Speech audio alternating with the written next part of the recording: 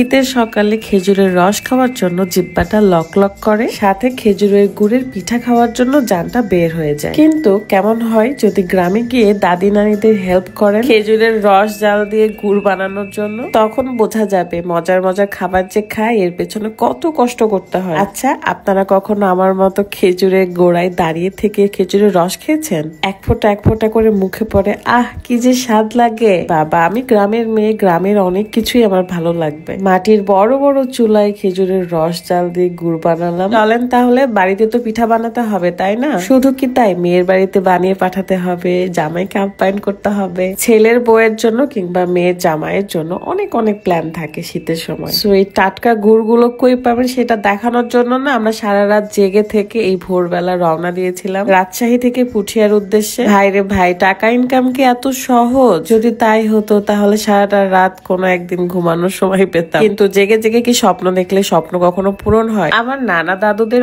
অনেক খেজুরের গাছ আছে, তো সেখান থেকে ছোটবেলায় আমি এরকম করে গোড়ায় দাঁড়িয়ে থাকতাম আর টপ টপ করে রস আমার মুখে পড়তো। আজকে আপনাদেরকে টাটকা খবরের মতো টাটকা গুড় বানানো দেখাবো। অনেক অনেক খেজুরের গাছ থেকে খেজুরের রস পেরে কিভাবে বড় বড় মাটির চুলায় বড় বড় পাত্রে জাল দিয়ে দিয়ে গুড় বানাতে হয়। হরেক রকমের গুড় বানানো যায়, আর সেই গুড়গুলো আপনারা সেরা খাবার ফেসবুক পেজেই পেয়ে যাবেন। আমার ভিডিও ডিসক্রিপশনে তাদের পেজটা মেনশন করা থাকবে। যারা টাটকা গুড় নিতে চান না তারা এক্ষুনি অর্ডার করুন। আর চলুন, এই গ্রামে না গ্রামের মানুষগুলো কত পরিশ্রম করে গুড়গুলো বানায় সেটাই দেখাবো।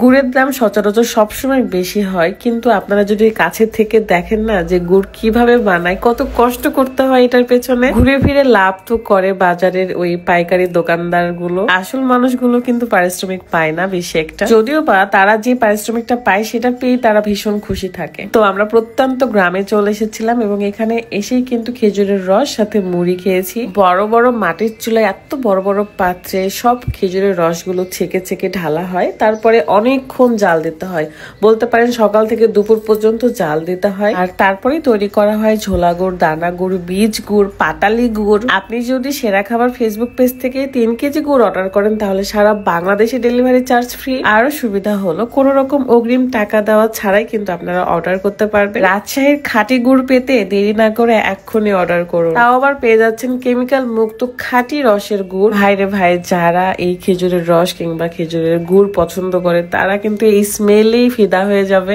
আর হ্যাঁ, আপনি যদি গুড় হাতে পাওয়ার পর মনে হয় যে গুড় আপনার পছন্দ হয়নি কিংবা গুড়ের স্মেল ভালো লাগছে না, খারাপ লাগছে, আপনি কিন্তু রিটার্ন করতে পারবেন 3 দিনের মধ্যেই।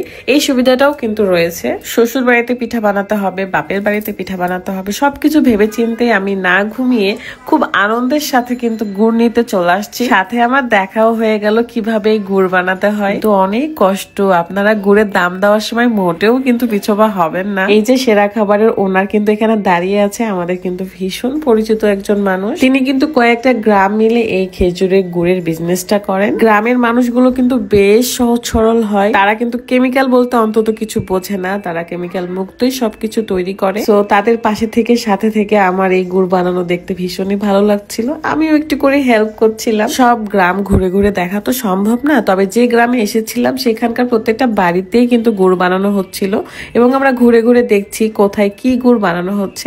এখন বানানো হচ্ছে বীজ গুড়, তারপরে পাটালি গুড়ও বানাবে। সবকিছু মিলিয়ে আজকের দিনটা ভীষণই ভালো ছিল। তবে আপনারা যদি খেজুরের খাঁটি গুড় পেতে চান আপনারা দেরি না করে সেরা খাবার ফেসবুক পেজ থেকে এই গুড়গুলো অর্ডার করতে পারেন। যার যেটা পছন্দ সেটাই কিন্তু অর্ডার করতে পারবেন। আমি এখান থেকে সব আইটেমেরই গুড় নিয়ে গিয়েছি, আর সেটা যদি হয় রাজশাহীর খাঁটি গুড় তাহলে দেরি কেন করবেন, এখনই অর্ডার করুন। এসেছিলাম সেই ভোরবেলা, যাচ্ছি দুপুর বেলা। তো আমাদের গাড়ির পেছনে এই গরুগুলো নিয়ে নিয়েছি, এখন চলে যাবার পালা। দেখা হয়ে যাবে নেক্সট ভিডিওতে। ভালো থাকবেন, আল্লাহ হাফেজ, আসসালামু আলাইকুম।